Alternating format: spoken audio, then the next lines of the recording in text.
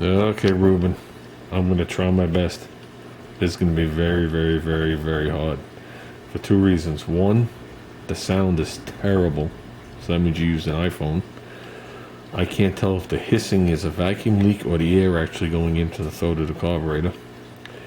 And two, you haven't done enough things for me to really see what's going on. And there's a video to sound delay to make it even worse, so you can't tell if when you accelerate it delays or if it's instant. But this is what I was listening to. This is yesterday's tape. This is my second take on this. I already deleted one accidentally today. So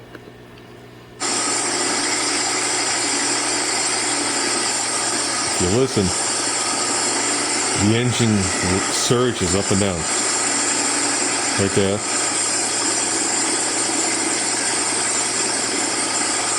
And it goes up again. Now, if it was running rich because the choke was closed, it would be running rich and the engine would be shaking. It wouldn't be surging. Usually something surges when it gets fuel, loses fuel, gets fuel, loses fuel. But the amount of fuel it gets is never enough. That's why it surges. Okay, if it was too much, it would actually stumble and run bad or incorrectly. Okay, now that's what I took on it watching it yesterday. Now I'm going to switch over to today. Okay, this is the part where you made me nervous.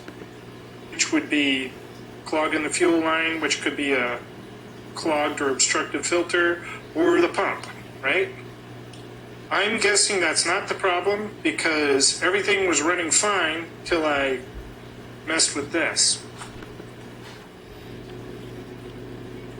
Okay, now you claimed it ran good until you touched the carburetor. Now, there are such things as coincidences, but I'm not really sure at this point because you claimed that you took the carburetor apart because the accelerator pump wasn't working, / the passage was a problem. Me, a car like this, my gut feeling, the first thing I would always check, first I would isolate it to see if it's ignition or fuel. In this case, I know it's fuel, so I forget about the ignition. Now I got to find out what's the problem with the fuel. And the first thing I would do, and this is where my problem is giving you a hand, is the first thing I would do is check the fuel pressure. Always. Always. So you can eliminate things. So you could just, you have to divide the circuit in half and then go to the left and to the right. You do that with anything. An electrical problem, you do it however it is. You have to divide it somewhere. And the dividing point for this would be to do a fuel pressure check. If you did a fuel pressure check, you could say the pump is good, you could say the sock in the tank is good, you could say your fuel filter is good.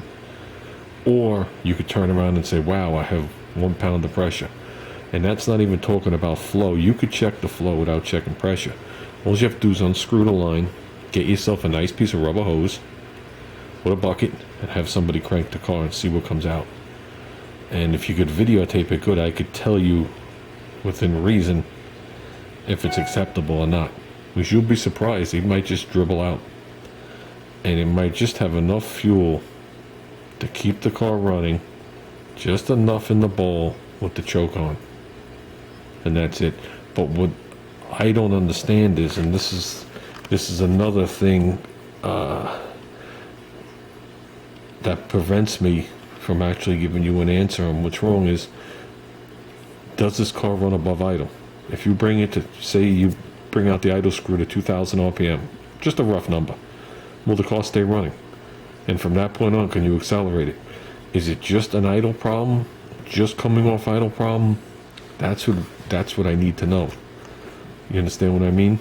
I understand that the car's running lean. I understand you can't enrich in it. I understand you put in gear, it dies. That I can understand. But is it just the idle circuit that's the problem? Okay? Meaning, if it's the idle circuit that's the problem, it could either be internal in the carburetor or a vacuum leak. If it's the whole entire, it's all 7 circuits, okay, then you're looking at maybe a fuel problem into the actual carburetor. Okay? But if you can get the engine to run fine from like 1500, 1700 up, okay, then you don't have a problem with your fuel pump. These are some of the things you're going to have to do and let me know. Like I said, the first thing I would check is fuel pressure, but I don't think you have a gauge to do it. I don't know if modern day ones, but older vacuum gauges used to have the pressure side up to like 8-10 pounds or whatever it was. That was to check fuel pressure. And then you had the vacuum side. What that would entail is you somehow getting the gauge teed into here, which I see you have a big metal line. If you're able to put a nipple on the pump and tee it in and a rubber hose to here, you could do it. Or you could do it with the car not running. Just crank it and see what you get. Because you're really trying to deadhead the pump at that point. There's going to be no additional flow. There's going to be no fuel used. So if you crank it a couple of times, you should get the fuel pressure and be done with it. So at this point, Ruben, what I would do in your situation, because you have limited tools, is I would do what I said. I would raise the idle up, see if the car runs above idle, at least 1500 RPM or better. Just raise the idle screw all the way in, and if it does, try accelerating a bunch of times. I don't mean put it in gear. Just try accelerating and see if the car seems to be normal.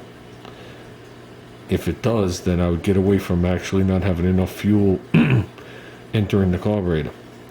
If it doesn't, then you would have had to damage multiple circuits or the float, okay, the needle and seat, when you worked on the carburetor last. I'm just hoping, I'm not that familiar with that carburetor, I'm just hoping that when you worked on it, nothing rolled out of it or nothing unseated where it was. Remember I told you never turn a carburetor upside down and all the other stuff I told you? I'm just hoping that there wasn't a check bowl somewhere that is now no longer there, or something to that effect.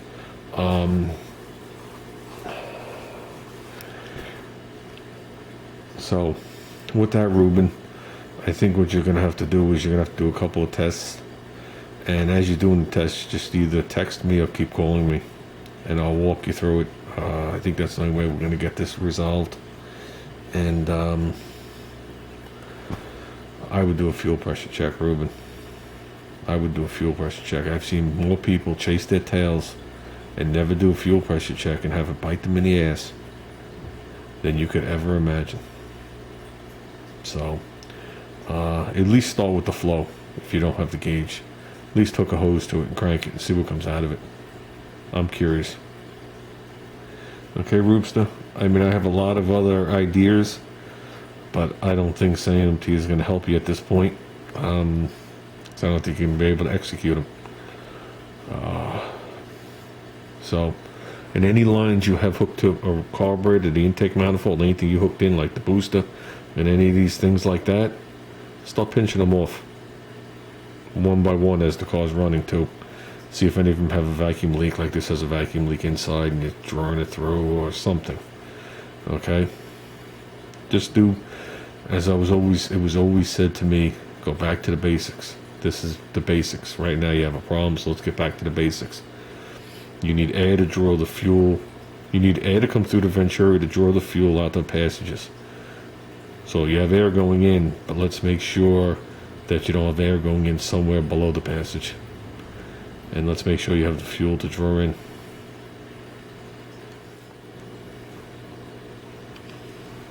And also make sure the EGR valve isn't stuck open. I just saw that when I was turning off the camera. Okay? Usually it runs a lot crappier than that, but just make sure.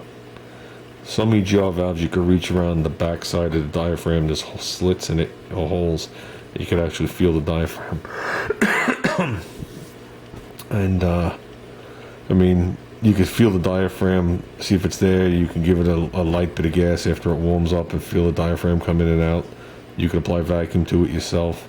That doesn't mean the system's working. That just means the diaphragm's moving. The passageway and the pintle could be clogged, or where the pintle goes into could be clogged. But that would actually help you. So with that, Ruben, let's do these couple of quick checks. Unscrew that fuel line. Let's see what we have for volume. And I'd like to see a fuel pressure reading. Okay, before we head towards that. let's make sure going to that is good.